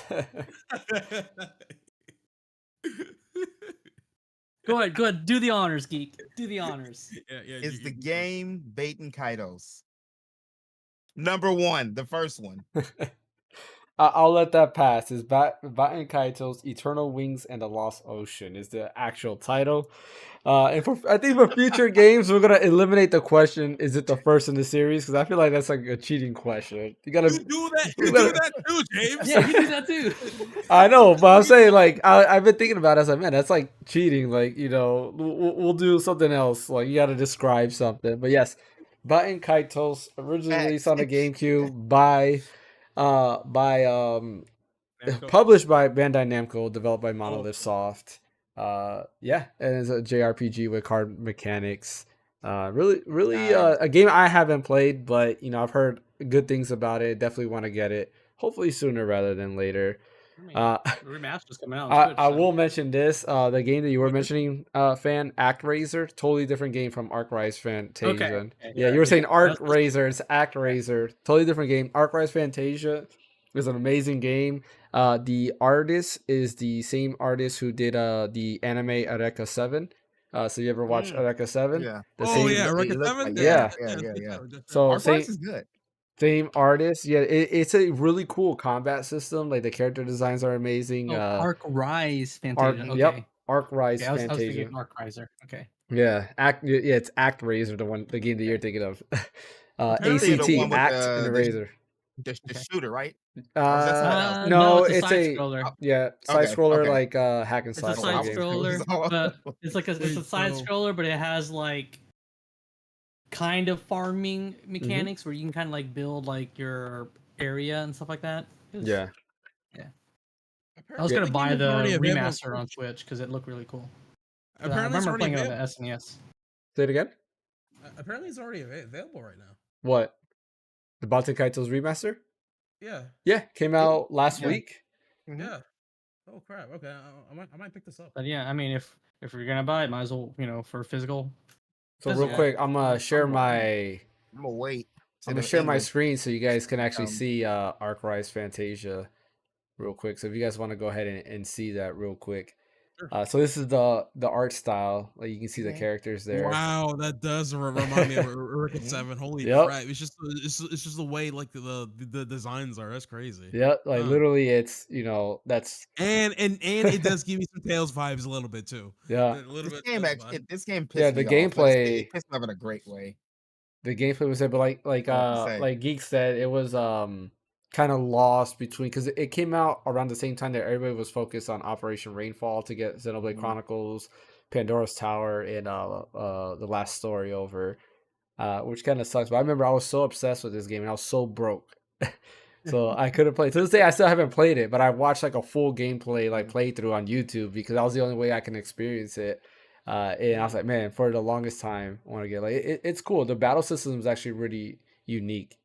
So yeah, highly recommend it. Yeah, it's a cool game. Yeah, I'll probably play it on there because one of the better Wii games. Yeah. Yep. We had some good RPGs for sure. Yeah. But just took them 8 years to get them. Is Bats and Kaiju going to get a physical release soon, or? Huh? I thought it came out physically. Yeah, shit came out. Yeah, on Play Asia. Okay. Oh yeah, that's right. Over here, it's not coming out physically. Yeah, Play Asia, you can get the Japanese version, but it has English, English text. Yeah, I can go for that. I'm fine with that. Shit. Yeah, I'm gonna wait for the dub. Yeah, I mean, if the GameCube one had it, no. I had the game. If the GameCube one had it, don't take me back in the time. Move me forward in the future. I don't want to backtrack. I want something new. Oh, the faces don't line up. Then just give me the unsynced faces. They act like we don't watch anime. Come on, like it seems like no. For me personally, I'm gonna wait. Really Plus, I got I got a million games to play, so that helps. I feel you on the dub side, but like for me, I didn't really play this game when it came out on GameCube. So I'm like, all right, I play Japanese or English. I'll be fine with it. So I feel you. And this is the only way for me to get a physical too. So I got to do it. Mm-hmm. Yeah. Yeah, but that's all the time we have for today. Appreciate everyone who's joining, and of course everyone who will be watching after the fact. As always, don't forget to like and subscribe. We're trying to hit 500 subscribers, so close, sitting at 449. Definitely, every subscribe does help us out. Also, share the channel if you like what we do.